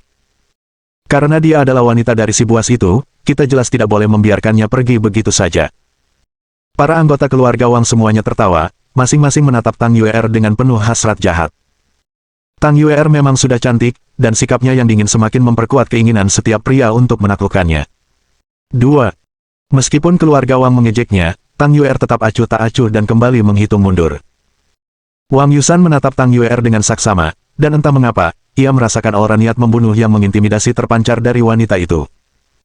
Bersamaan dengan itu, aura yang sangat kuat memancar dari dirinya, menyebabkan lantai marmer di bawah kakinya langsung runtuh dan hancur berkeping-keping. Bab 397. Mengakhiri dendam berdarah. Kerajaan Raja. Wajah Wang Yusan dipenuhi rasa tidak percaya, matanya tertuju tajam pada Tang Yuer. Bukan hanya dia, tetapi semua anggota keluarga Wang yang datang bersamanya kini menatap dengan mata terbelalak. Sebagai orang-orang dari keluarga bangsawan Yandu, mereka belum pernah mendengar tentang sosok muda yang begitu kuat di alam raja. "Nona Tang, mohon tunjukkan belas kasihan." Tepat ketika Tang Yuer hendak bergerak, sebuah suara mendesak tiba-tiba terdengar. Detik berikutnya, penerus keluarga Jiang Chenlong, muncul di samping Wang Yusan. Melihat Tang Yuer mengerutkan kening, Jiang Chenlong buru-buru berkata, "Nona Tang, tolong tenangkan amarah Anda. Saya di sini bukan untuk membuat masalah, tetapi untuk membawa saudara saya yang tidak berguna ini meminta maaf kepada Tuan Qin dan memohon pengampunannya." Setelah mendengar perkataan Jiang Chenlong, anggota keluarga Wang kemudian memperhatikan bahwa Jiang Chenlong mengikat seikat duri di punggungnya, dengan darah segar yang sudah menodai punggungnya menjadi merah. Dan bukan hanya dia. Jiang Chenyang yang babak belur juga membawa seikat duri berduri di punggungnya. Banyaknya luka yang diderita Jiang Chenyang jelas berasal dari pemukulan hebat yang dilakukan oleh Jiang Chenlong. Melihat hal ini, seluruh anggota keluarga Wang terkejut. Melihat aura Tang Yuer yang mengesankan masih tetap ada, Jiang Chenlong segera berlutut, menundukkan kepalanya yang angkuh, dan berkata dengan lantang, "Tuan Qin, saya membawa saudara saya yang tidak berharga ini untuk meminta maaf dan memohon pengampunan Anda." "Mohon, beri kami kesempatan untuk hidup. Melihat Jiang Chenlong berlutut, Jiang Chenyang, meskipun enggan, juga berlutut di samping Jiang Chenlong. Pemandangan ini membuat anggota keluarga Wang diliputi rasa takut yang luar biasa. Mungkinkah pemuda bernama Qin ini memiliki dukungan yang besar? Jika tidak, mengapa penerus salah satu dari 9 gerbang Yandu membawa duri di punggungnya dan bahkan berlutut memohon belas kasihan? Wang Yusan tiba-tiba menoleh ke arah Tang Yue'er, yang masih dipenuhi niat membunuh, dan tanpa sadar gemetar, lututnya lemas, lalu jatuh berlutut dengan berat. Nona Tang, kami menyadari kesalahan kami. Seharusnya kami tidak datang mengganggu Tuan Qin. Tolong beri kami kesempatan untuk hidup, pintanya. Wang Yusan berlutut tanpa ragu-ragu. Jika sekalipun penerus keluarga Jiang berlutut, martabat apa yang tersisa baginya, kepala keluarga bangsawan dari Yandu. Lagi pula, wanita di hadapannya adalah petarung tangguh sejati dari alam raja, dan keluarga Wang tidak dapat menghasilkan satupun petarung alam raja. Jika dia benar-benar ingin menghancurkan mereka, bukankah itu semudah mengangkat jari? Selain itu, jika Jiang Chenlong tidak datang tepat waktu untuk memohon atas nama keluarga Wang, Tang Yue'er mungkin sudah membunuh mereka. Pada saat itu, Jiang Chenlong merasakan keterkejutan sekaligus kegembiraan. Memang benar, Qin Chuan adalah tokoh penting misterius dari rumah lelang premium pada hari itu. Bahkan wanita di sisinya pun adalah seorang yang kuat di alam raja. Jika Qin Chuan bersedia memberinya nasihat, terobosannya sendiri ke alam raja hanyalah masalah waktu. Saat memikirkan hal itu, kegembiraan dan antisipasinya semakin meningkat. Jiang Chenyang, meskipun enggan, mulai merasakan penyesalan tambahan setelah merasakan aura luar biasa yang terpancar dari Tang Yue'er. Dia mungkin mampu menyusun rencana jahat melawan orang-orang dan memiliki keterampilan energi yang kuat, tetapi seseorang yang memiliki tingkat raja yang kuat bukanlah seseorang yang pantas dia lawan dengan rencana jahat. Setelah hening sejenak, Tang Yue'er berkata dengan dingin, Kakak Qin tidak akan bertemu siapapun hari ini. Dalam 10 detik, semua orang harus meninggalkan tempat ini. Setelah mendengar itu, anggota keluarga Wang, seolah-olah telah diberi pengampunan khusus, buru-buru mengucapkan terima kasih dan meninggalkan villa seolah-olah sedang melarikan diri. Jiang Chenlong agak kecewa, tetapi karena Tang Yue'er sudah berbicara, dia tidak punya pilihan selain pergi. Namun sebelum pergi, ia berkata kepada Tang Yue'er, Nona Tang, tenang saja, saya akan menginstruksikan anggota keluarga Wang untuk merahasiakan semuanya. Malam ini, tidak akan ada seorang pun yang datang ke villa puncak awan surga. Setelah mengatakan itu, dia pergi bersama Jiang Chenyang. Fakta bahwa ia sejak awal ditetapkan sebagai penerus keluarga Jiang bukan hanya karena ia seorang pria kekar dengan kemampuan bela diri semata, kecerdasan dan kecerdasan emosionalnya juga sangat tinggi. Begitu kabar bahwa wanita di sisi Qin Chuan adalah seorang petarung kuat tingkat raja tersebar, saya khawatir itu akan membawa masalah besar bagi Qin Chuan. Meskipun dia belum pernah bertemu Qin Chuan, dia tahu bahwa Qin Chuan adalah orang yang sangat rendah hati dan tidak ingin mengungkapkan identitasnya. Jika tidak, pada lelang premium terakhir kali, Qin Chuan pasti akan mengambil inisiatif untuk maju. Karena Qin Chuan menginginkan perdamaian, dia akan memastikan bahwa perdamaian ini tetap terjaga untuknya. Tepat ketika Jiang Chenlong dan orang-orang dari keluarga Wang telah pergi, Tang Yue'er tiba-tiba memuntahkan seteguk darah, wajahnya menjadi pucat pasi. Kekuatanku tiba-tiba melonjak, dan aku sama sekali tidak bisa mengendalikan kekuatan eksplosif ini. Tadi aku bertindak impulsif, dan aku tidak tahu apakah ini akan menimbulkan masalah bagi Kakak Qin. Rasa bersalah terpancar jelas di wajah pucat Tang Yue'er. Setelah Qin Chuan membantunya memadatkan Yin Dan, dia benar-benar jatuh koma, dan dia tidak punya pilihan selain mengerahkan seluruh kekuatannya sebagai persiapan untuk pertempuran yang putus asa ketika keluarga Wang yang kuat menekannya sebelumnya. Karena dia baru saja mengalami peningkatan level kultivasi dan tidak memiliki pengalaman bertarung, melepaskan seluruh kekuatannya sekaligus menyebabkan dia menderita akibat buruk dari jalan bela diri. Untungnya, luka-lukanya tidak parah, tetapi melalui kata-kata Wang Yusan, dia juga jadi memahami tingkat kultivasinya saat ini. Tang Yue'er bergumam pada dirinya sendiri, penerus keluarga Jiang ini adalah orang yang cerdas, dia pasti bisa membungkam orang-orang keluarga Wang, kan? Seandainya dia tahu bahwa kultivasinya telah mencapai alam raja, dia tidak akan pernah mengungkapkan seluruh kekuatannya, karena semakin dia menonjol, semakin banyak masalah yang akan ditimbulkannya bagi Qin Chuan. Tujuan awalnya datang ke Yandu adalah untuk membantu Qin Chuan, terutama karena energi yin surgawi di tubuhnya dapat menekan racun ilahi Kunlun di dalam dirinya. Namun, yang mengejutkannya, dia tidak hanya gagal membantu Qin Chuan, tetapi dia juga menyebabkan Qin Chuan jatuh koma saat membantunya memadatkan Yin Dan. Tang Yue'er, dengan air mata berlinang, menatap Qin Chuan yang terbaring tak bergerak di ranjang besar dan berkata, besok adalah hari pertempuran yang telah disepakati, Kakak Qin, kau harus baik-baik saja. Sementara itu, setelah anggota keluarga Wang meninggalkan villa puncak awan surga, mereka menunggu di kaki gunung. Begitu Jiang Chenlong dan Jiang Chenyang turun dari gunung, Wang Yusan segera mendekat dan berkata dengan hormat, "Tuan Tua Jiang, terima kasih telah menyelamatkan nyawa kami. Tadi, jika bukan karena Anda." "Tuan Tua Jiang, saya..." Wang Yusan tercengang. Di hadapan calon kepala keluarga Jiang, dia tidak berani menunjukkan kemarahan sedikitpun. Wajah Jiang Chenlong dipenuhi amarah saat dia menggertakkan giginya dan berkata, "Dasar bodoh, apakah kau sadar bahwa Nona Tang hampir memusnahkan semua elit keluarga Wang barusan?" Dia tidak bisa membayangkan keributan yang akan terjadi jika Tang Yue'er benar-benar membunuh semua elit keluarga Wang. Pada saat itu, mengikuti rencana Jiang Chenyang, semua orang akan mengawasi keluarga Jiang dari belakang keluarga Wang, menunggu untuk melihat bagaimana keluarga Jiang akan membalas dendam atas keluarga Wang. Tidak sulit membayangkan bahwa keluarga Jiang pasti akan mempercayakan Jiang Chenlong untuk menangani masalah ini, dan pada akhirnya dia harus menghadapi Qin Chuan secara langsung. Wang Yusan menundukkan kepala dan berkata, "Tuan Tua Jiang, saya tahu saya salah." "Wang Yusan, aku tahu kau merasa tersinggung, tetapi kau juga melihat hari ini bahwa bahkan wanita di samping Tuan Qin adalah seorang yang kuat di alam raja. Jika kau berani menyimpan sedikit pun niat jahat terhadap Tuan Qin, keluarga Wang tidak akan lagi memiliki alasan untuk eksis," kata Jiang Chenlong dingin, menatap Wang Yusan yang ketakutan. "Bukan berarti keluarga Jiang ingin memusnahkan keluarga Wangmu, tetapi Tuan Qin dan Nona Tang saja sudah cukup untuk menghancurkan keluarga Wang, mengerti?" lanjutnya dingin. Barulah kemudian Wang Yusan tersadar, sebelumnya ia beranggapan bahwa Jiang Chenlong ingin menghancurkan keluarga Wang. Keluarga Jiang adalah pendukung keluarga Wang, jika keluarga Jiang benar-benar ingin menghancurkan keluarga Wang, mereka bahkan tidak perlu mengerahkan satu prajurit pun, hanya dengan satu kata saja, keluarga Wang bisa langsung musnah. Inilah aspek menakutkan dari klan-klan teratas di Yandu. "Tuan Tua Jiang, yakinlah, saya jamin saya tidak akan menyimpan dendam lagi terhadap Tuan Qin.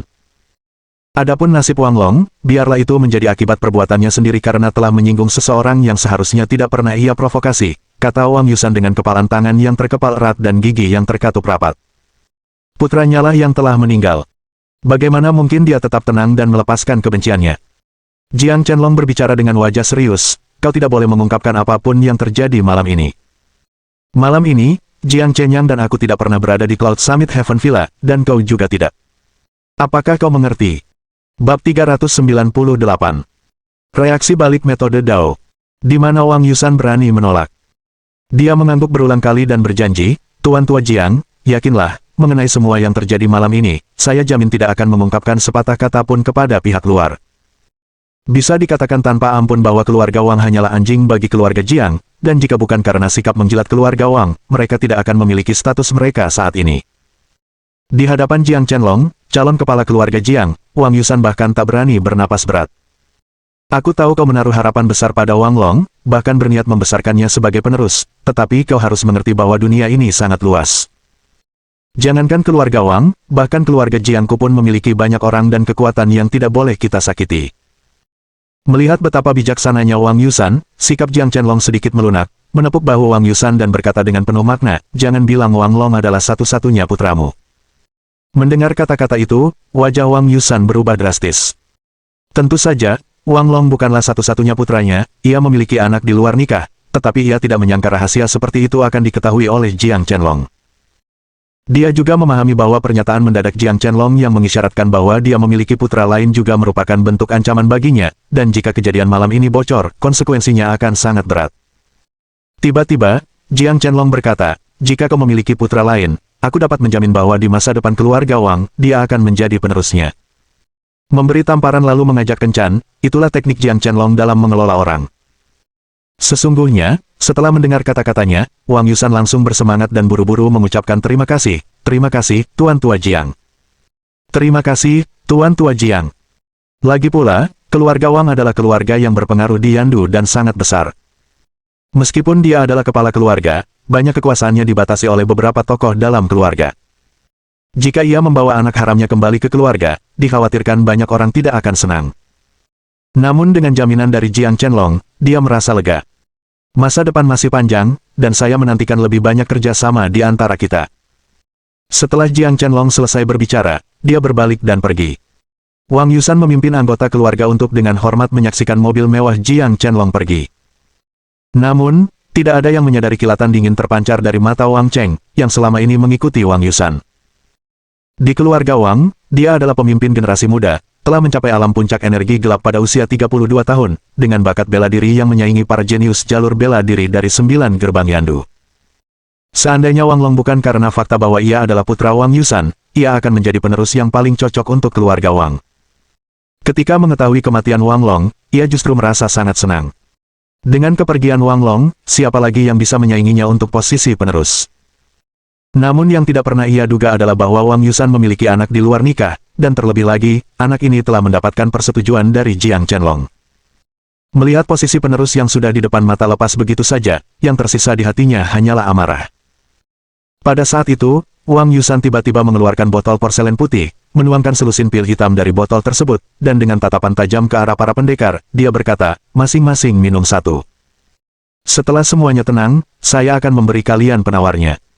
Inilah caranya menangani berbagai hal.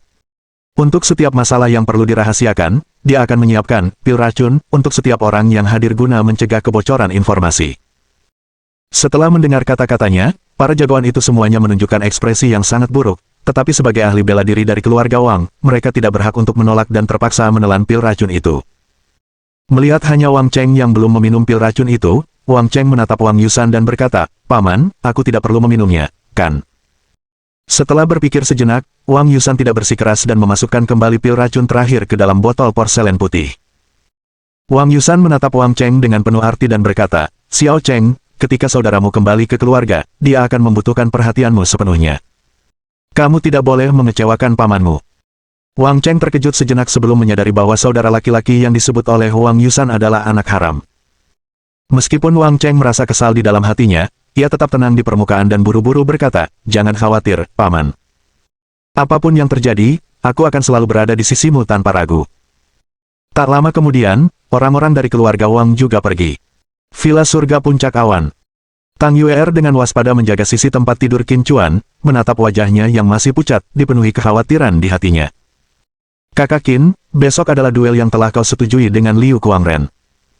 Kau tidak boleh membiarkan apapun terjadi padamu. Kumohon, segera bangun. Bukankah energi yin surgawiku seharusnya membantumu? Mohon serap energi yin surgawiku." Air mata mengalir di wajah Tang Yue'er, dia sangat menyadari pentingnya pertempuran yang akan datang. Namun, dalam upayanya membantunya memadatkan yin dan Qin Chuan jatuh koma karena kelelahan yang berlebihan.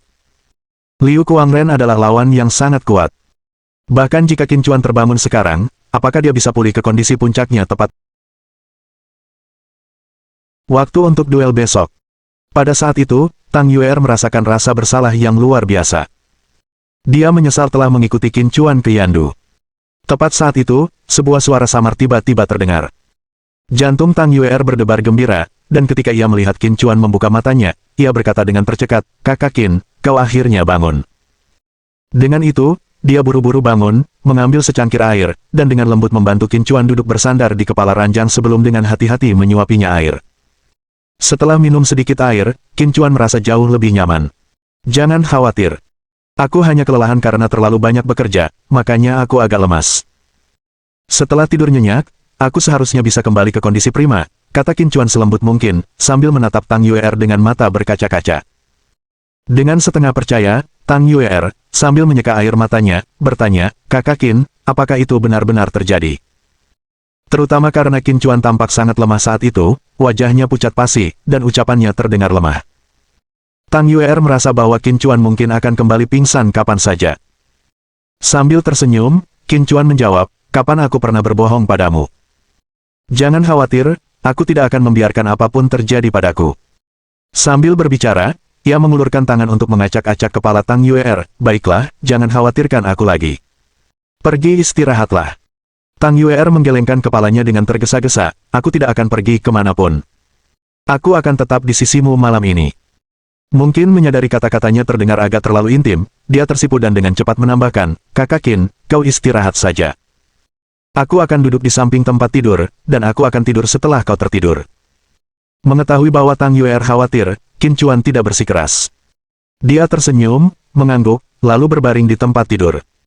Yang tidak diketahui Tang Yue'er adalah bahwa Qin Chuan hanya mampu berbicara dengannya dengan mengerahkan sisa energi terakhirnya. Begitu berbaring di tempat tidur, Qin Chuan merasakan keinginan untuk terus tidur. Dia memang sangat lelah, tetapi dia tahu dia sama sekali tidak bisa langsung tertidur seperti ini.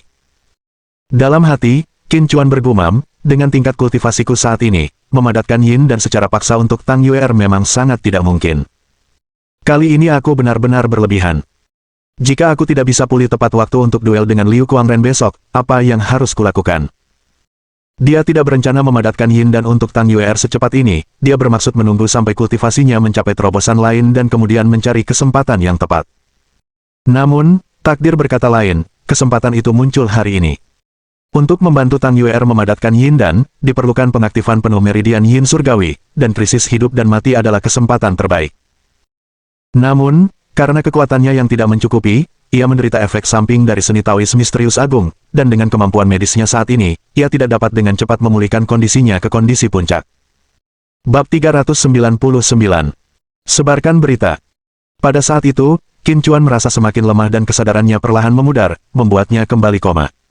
Tang Yuer mengira Qin Chuan telah tertidur. Menatap wajahnya yang tegas, matanya dipenuhi kelembutan. Setelah beberapa waktu yang tidak ditentukan, Tang Yuer berbaring di samping tempat tidur besar Qin Chuan dan ikut tertidur. Yandu, keluarga Wang. Di dalam sebuah villa terpisah. Ini adalah kediaman Wang Cheng. Di dalam ruangan, seorang pria tua berambut abu-abu berdiri di depan Wang Cheng dan dengan hormat bertanya, "Tuan Muda Cheng, apakah Anda memanggil saya?" Wang Cheng mengangguk dan, dengan ekspresi muram, bertanya kepada sesepuh itu, "Paman Jian, apakah Paman masih ingat pertemuan pertama kita?" Paman Jian, yang nama aslinya adalah Wang Jian, berasal dari cabang keluarga Wang yang tidak terkait langsung. Ia tampak cukup tua untuk menjadi kakek Wang Cheng, tetapi berdasarkan senioritas generasi, Wang Cheng memang seharusnya memanggilnya Paman. Dengan ekspresi merenung, Wang Jian berkata, "Tentu saja, aku ingat." Sambil bernostalgia, ia berkata, "Dulu, keluarga Wang Haicheng kami adalah yang terlemah di antara semua cabang keluarga lainnya dalam hal kekuatan komprehensif. Menurut tradisi, kami akan didiskualifikasi dari keluarga dan digabungkan ke cabang keluarga lainnya. Didiskualifikasi bukanlah hal yang menakutkan. Bahkan setelah terpisah dari keluarga Wang Haicheng kita tetap akan menjadi salah satu elit teratas di Haicheng, tetapi bagian yang menakutkan adalah digabungkan ke cabang-cabang lain. Setelah bergabung dengan cabang lain, semua hal yang berkaitan dengan keluarga Wang Haicheng akan terintegrasi bersamanya, dan keluarga Wang Haicheng akan menjadi sejarah. Namun, bukan itu poin utamanya. Isu kuncinya adalah, untuk mendapatkan kendali yang lebih mudah atas keluarga Wang Haicheng, banyak orang di keluarga Wang Haicheng harus mati. Dalam keadaan seperti itulah aku memohon belas kasihan dari ayahmu. Meskipun ayahmu juga berada dalam posisi sulit dan berencana untuk melepaskan keluarga Wang Haicheng, kau, yang saat itu baru berusia 10 tahun, mengatakan sesuatu. Kau bilang, bagi ayahmu, melestarikan keluarga Wang Haicheng hanyalah soal mengucapkan sepatah kata, tetapi begitu dia menyerah pada keluarga Wang Haicheng, keluarga itu akan sepenuhnya terhapus dari sejarah. Justru kata-katamulah yang meyakinkan ayahmu untuk melestarikan keluarga Wang Haicheng. Saat berbicara, wajah Wang Jian dipenuhi rasa syukur. Sebagai sesepuh dari cabang keluarga yang dulunya mengalami kemunduran, namun tetap berasal dari keluarga kaya raya papan atas, ia sangat menyadari konsekuensi berat jika didiskualifikasi dari keluarga tersebut. Dapat dikatakan bahwa berkat ucapan Wang Cheng, seluruh keluarga Wang Haicheng terselamatkan.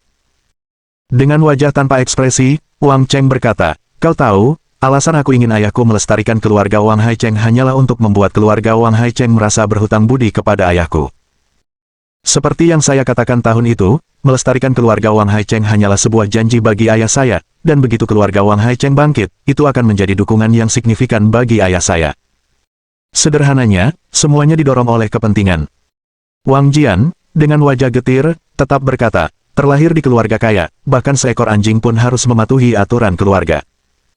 Sekalipun Anda ingin melestarikan keluarga Wang Haicheng untuk keuntungan Anda sendiri, bagi kami dari keluarga Wang Haicheng, kata-kata Anda lah yang melestarikan akumulasi kekayaan selama beberapa generasi di Haicheng. Di hati setiap anggota keluarga Haicheng Wang kami, Anda adalah seorang dermawan." Wang Jian bersikap sangat serius, dan kata-katanya sangat tulus. Setelah hening sejenak, Wang Cheng akhirnya menghela napas panjang dan berkata, "Paman Jian, silakan pulang dan istirahat lebih awal."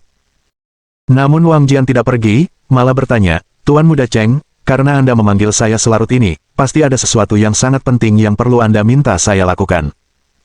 Apapun yang engkau perintahkan, bahkan jika itu berarti melewati api dan air, aku bersedia." Di lubuk hati Wang Jian, Wang Cheng adalah tuan muda yang sah dari keluarga Wang dan dermawan bagi setiap anggota keluarga Wang di Haicheng. Dia sangat menyadari bahwa dipanggil oleh Wang Cheng selarut ini, pasti bukan sekadar percakapan biasa. Wang Cheng menatap Wang Jian dengan ekspresi rumit dan berkata, "Kau harus tahu, jika aku memintamu melakukan sesuatu, itu bisa mengancam nyawamu." Wang Jian tersenyum lebar, seolah-olah dia telah mengantisipasi hal ini, dan berkata dengan serius, "Mati untuk Tuan Muda Cheng bukanlah sesuatu yang perlu disesali. Bukan hanya untukku, tetapi untuk setiap orang dari keluarga Wang Hai Cheng, itu sama saja." Bang! Wang Jian tiba-tiba berlutut dengan satu lutut, matanya berlinang air mata, dan berkata, "Di hatiku, kaulah satu-satunya pewaris sah keluarga Wang. Adapun Wang Long yang telah meninggal itu, dia bahkan tidak layak untuk membawa sepatumu. Saya menyatakan kesetiaan saya kepada Anda atas nama seluruh keluarga Wang Hai Cheng." Wang Cheng dengan cepat melangkah maju, membantu Wang Jian berdiri dengan kedua tangannya, menatapnya dengan mata merah, dan menggertakkan giginya. "Kupikir setelah kematian Wang Long, penerusnya adalah aku, tetapi yang mengejutkan, pamanku bahkan memiliki anak haram. Melihat posisi pewaris yang hampir berada dalam genggamanku lepas begitu saja, Paman Jian, aku tidak bisa menerimanya, aku benar-benar tidak bisa." Wajah Wang Jian juga dipenuhi dengan rasa enggan. Siapa yang tidak tahu bahwa Wang Long adalah orang yang benar-benar tidak berguna? Siapa yang tidak tahu bahwa dia menyukai Long Yang? Namun apa yang bisa mereka lakukan ketika ayahnya adalah kepala keluarga Wang? Bagi Wang Cheng, ini tidak adil. Wang Jian berkata, "Tuan Muda Cheng, begitu anak haram kepala keluarga muncul, saya akan pergi membunuhnya, dan kemudian, Anda akan menjadi satu-satunya pewaris keluarga Wang." Wang Cheng menggelengkan kepalanya, mengetahui karakter pamanku, begitu dia membawa kembali anak haram itu, dia pasti akan melindunginya dengan baik. Jangan bicara soal apakah kau bahkan punya kesempatan untuk bertindak, bahkan jika kau bisa, setelah kau membunuh anak haram pamanku, kau pun hampir tidak akan lolos dari kematian. Aku tidak ingin kau mati. Wang Jian bertanya, "Apakah Anda punya ide yang lebih baik?"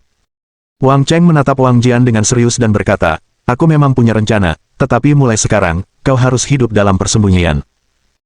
Wang Jian berdiri di sana dengan tercengang, dan setelah beberapa saat, dia berkata, "Apapun pengaturan yang Tuan Muda Cheng miliki untukku, perintahkan saja aku." Dia juga mengerti bahwa begitu dia pergi untuk membunuh anak haram Wang Yusan, benar-benar tidak akan ada jalan keluar baginya. Jika Wang Cheng punya cara untuk membuatnya tetap hidup, meskipun itu berarti hidup tanpa dikenal, maka biarlah begitu. Kilatan tajam muncul di mata Wang Cheng saat dia berkata, "Jiang Chenlong jelas-jelas bersikap aneh terhadap pemuda bernama Qin itu, dan bahkan mengancam pamanku agar tidak mengungkapkan bahwa wanita yang bersama Qin Chuan adalah seorang petarung kuat dari alam raja. Begitu berita ini bocor, bahwa wanita itu adalah seorang yang kuat di alam raja, itu pasti akan menggemparkan seluruh Shenzhou. Saat itu, Jiang Chenlong pasti akan sangat marah. Begitu dia marah, masa jabatan pamanku sebagai kepala keluarga akan berakhir." Begitu kata-kata itu terucap, ekspresi Wang Jian berubah drastis, dan dia bertanya dengan cemas, "Saat itu, memang kepala keluarga tidak akan berakhir dengan baik, tetapi apakah keluarga Wang masih bisa diselamatkan? Tanpa perlindungan keluarga Jiang, keluarga Wang sama sekali tidak memenuhi syarat untuk diintegrasikan ke dalam lingkaran elit Yandu." Wang Cheng menyipitkan mata dan berkata, "Jangan khawatir, aku punya cara untuk mencegah keluarga Jiang mengambil tindakan terhadap keluarga Wang." Wang Jian menatap Wang Cheng dalam-dalam, menyimpan harapan besar padanya, dan dia sangat percaya bahwa Wang Cheng memiliki cara untuk menyelesaikan krisis bagi keluarga Wang. Wang Jian kemudian bertanya, "Apakah kau ingin aku menyebarkan berita bahwa wanita itu adalah seorang yang kuat di alam raja?" Wang Cheng mengangguk, ekspresinya serius sambil memperingatkan, "Setelah kau menyebarkan berita ini, segera tinggalkan Yandu dan tunggu hari di mana aku mengambil alih keluarga Wang sebagai hari kepulanganmu." Wang Jian menarik napas dalam-dalam, mengangguk tegas, dan berkata, "Baiklah, saya akan menangani masalah ini sekarang juga." Bab 400. Menyembunyikan kebenaran. Saat sebagian besar orang sudah tertidur lelap, sebuah pesan yang mengejutkan banyak taipan elit langsung menyebar ke seluruh kalangan atas masyarakat Yandu. Seorang wanita yang baru berusia 26 tahun, namun memiliki kekuatan setara Raja Alam, bagaimana ini mungkin? Berita ini jelas tidak benar. Bahkan penguasa tertinggi Shenzhou yang terkuat pun baru mencapai keterampilan penguatan di usia 30 tahun, jadi siapa yang akan percaya bahwa seorang wanita di bawah usia 30 tahun telah menjadi penguasa alam raja? Terlepas dari apakah berita ini benar atau tidak, yang pasti wanita ini adalah seorang jenius jalur bela diri, dan bahkan mungkin memiliki kekuatan keterampilan pembangkit energi. Untuk sementara waktu, semua keluarga elit di Yandu mendiskusikan topik yang sama, apakah Tang Yuer adalah seorang raja yang kuat. Hampir tidak ada yang percaya bahwa Tang Yuer adalah seorang yang sangat kuat di alam raja, paling-paling, mereka percaya bahwa Tang Yuer adalah seorang jenius jalur bela diri dengan tingkat kultivasi keterampilan penguatan. Sementara itu, di salah satu dari 9 gerbang Yandu, keluarga Jiang. Ruang konferensi yang besar itu dipenuhi oleh para anggota senior keluarga Jiang. Duduk di ujung meja adalah Jiang Lin, kepala keluarga Jiang, wajahnya dipenuhi amarah. Jiang Lin tiba-tiba menatap tajam Jiang Chenlong, berbicara dengan suara dingin, "Jiang Chenlong, katakan padaku, apa sebenarnya yang terjadi?" Kemarahannya bermula dari desas-desus yang menyebar di kalangan masyarakat atas Yandu, termasuk desas-desus tentang Jiang Chenlong dan Jiang Chenyang yang meminta maaf kepada Qin Chuan.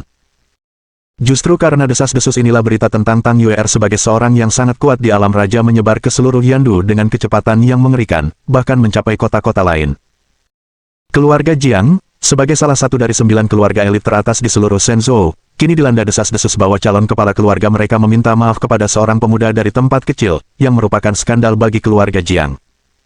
Para tetua yang duduk di sebelah Jiang Lin juga memandang Jiang Chenlong dengan tidak senang.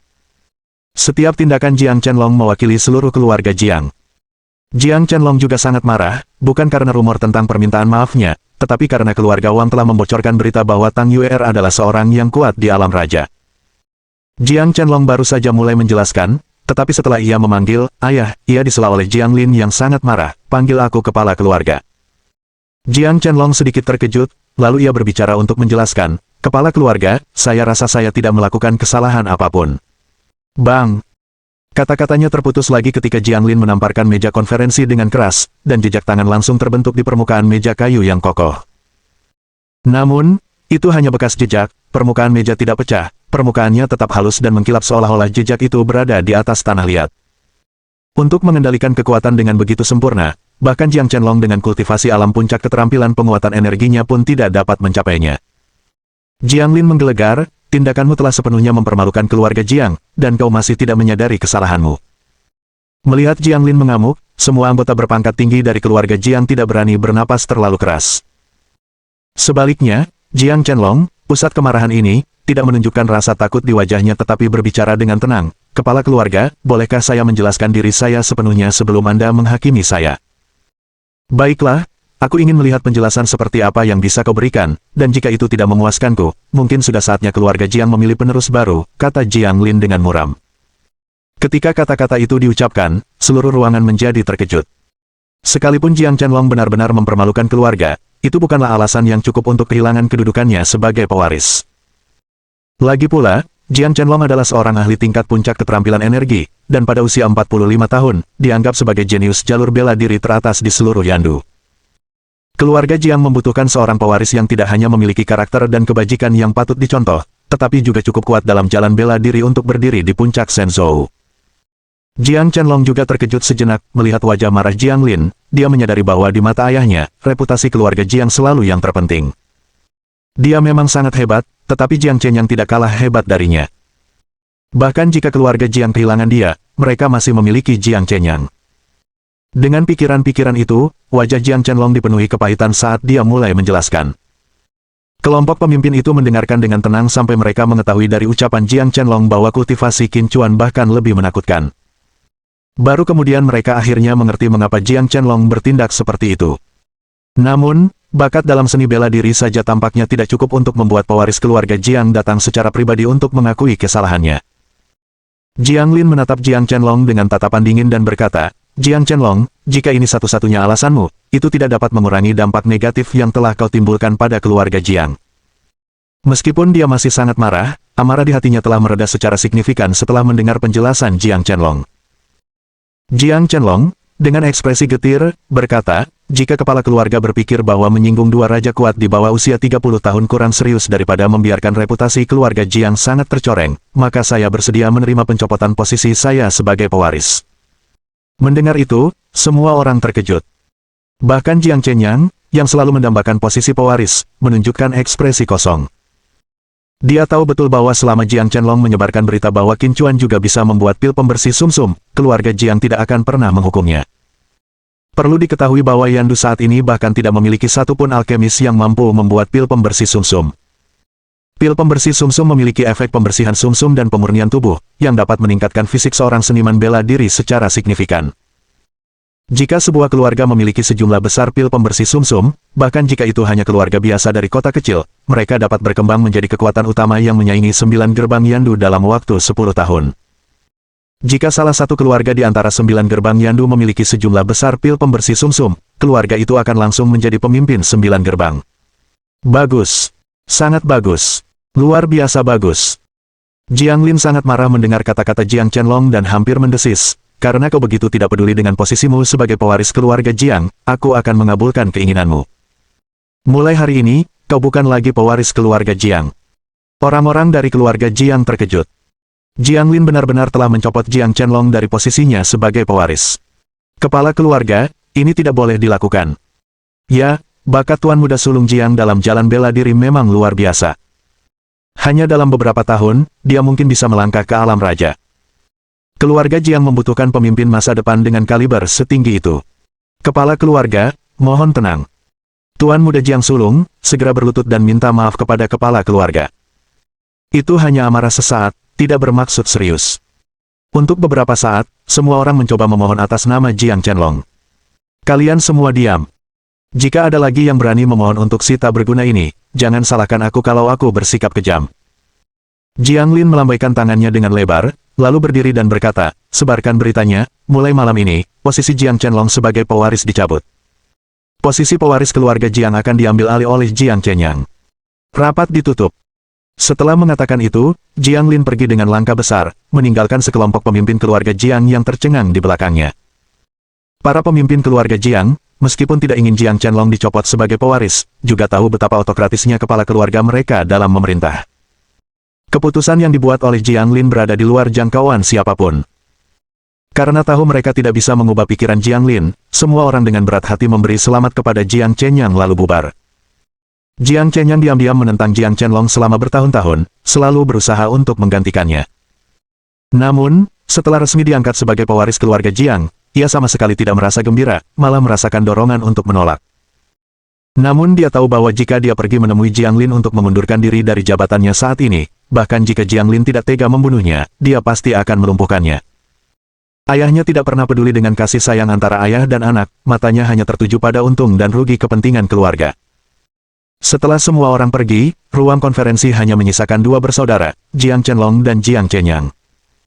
Jiang Chenyang, dengan ekspresi rumit, menatap Jiang Chenlong dan bertanya, saudara, kau bisa saja menghindari hukuman, mengapa kau melakukannya?